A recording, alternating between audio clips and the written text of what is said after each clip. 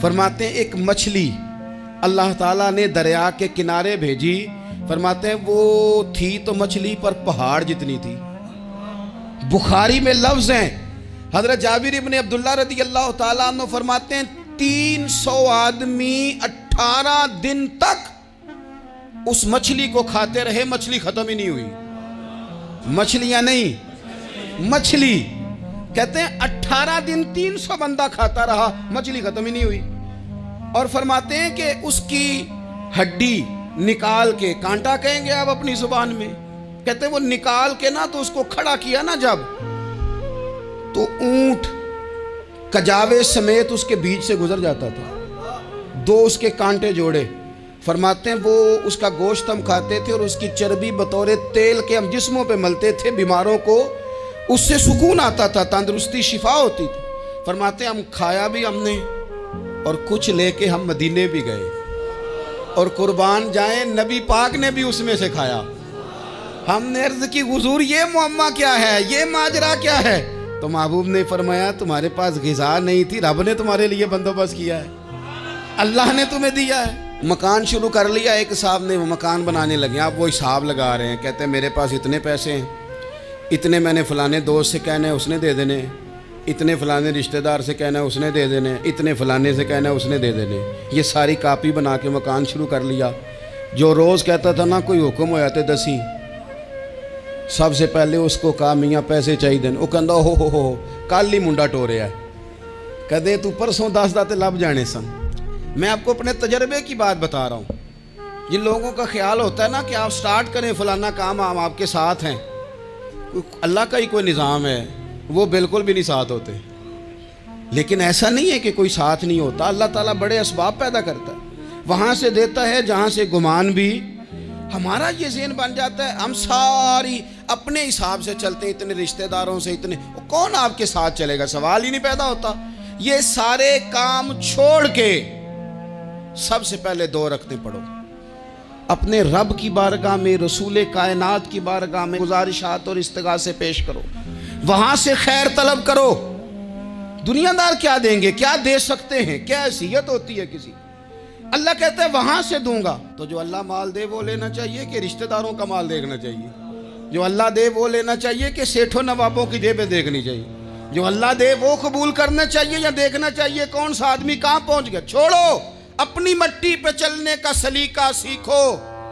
کسی کے سنگ مرمر پہ چلو گے تو پھسل جاؤ گے، پھسل جاؤ۔ اس پر ایک اور بات عرض کر دوں، صحیح بخاری سے، مسلم سے ایک اور بات۔ کچھ چیزیں ایسی ہیں جن سے اللہ کی مدد آتی ہے، مدد ملتی ہے۔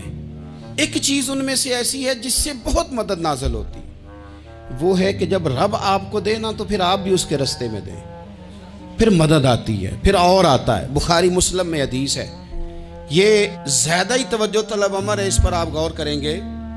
حضرت ابو ہریرہ فرماتے ہیں کہ نبی پاک علیہ السلام نے فرمایا ایک شخص نے بادلوں کے اندر سے آواز سنی کہ فلاں آدمی کا کھیت اور باغ خشک ہو گیا ہے، وہاں برسو اور اس کے کھیت کو سیراب کرو۔ وہ بڑا حیران ہوا کہ بادل سے آواز آ رہی۔ پھر اس نے دیکھا کہ ایک پہاڑی پر بارش ہوئی، وہ بادل وہاں برسا، پھر نالیوں سے ہوتا ہوا پانی ایک طرف چلا۔ تو جس نے آواز سنی تھی، حضور بیان کر رہے ہیں، وہ بھی پیچھے پیچھے چلا کہ پانی کدھر جا رہا ہے۔ اس نے جا کے دیکھا کہ ایک مقام پہ ایک باغ کو وہ پانی لگ رہا ہے اور ایک آدمی وہ پانی لگا رہا ہے۔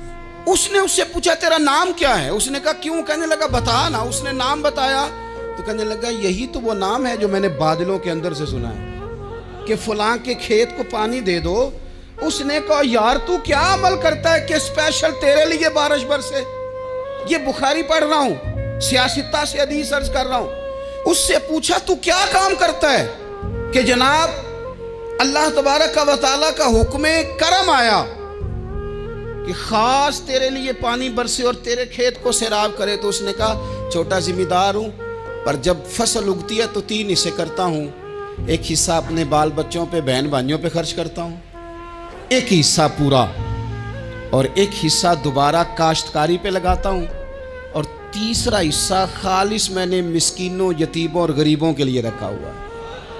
وہ جو تیسرا حصہ، اللہ کرے آپ سمجھے، وہ رب کے بندوں پہ تیسرا حصہ خرچ کرتا ہے نا، تو کریم مالک نے فرمایا جہاں سے غریب کا حصہ جاتا ہے وہ کھیت خشک نہیں رہنا چاہیے، وہ جہاں سے مسکین روٹی کھاتے ہیں وہ خشک نہ رہے، جہاں سے یتیموں کو کچھ آتا ہے کہیں اس کی فصل رہ نہ جائے۔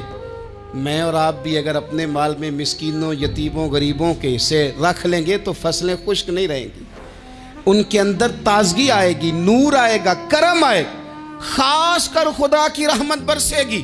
مدد اللہ سے چاہیں، اپنی توجہات کا مرکز رب رسول کی ذات کو بنائیں، پھر آپ محسوس کریں گے کہ بڑی جلدی اللہ تعالیٰ کی مدد آنے لگی ہے۔ کبھی آپ صرف کہہ دیں نا میرا رب میرے ساتھ ہے، اس لفظ میں اتنی طاقت ہے کہ دشمن ویسے زہر ہو جاتا ہے۔ زندگی میں کسی سے بھی لڑائی ہو اچھی طرح سوچ لیں کہ اللہ اس طرف ہے یا اس طرف ہے۔ اگر آپ زیادتی پہ ہیں تو پھر رب مظلوم کی جانب ہے۔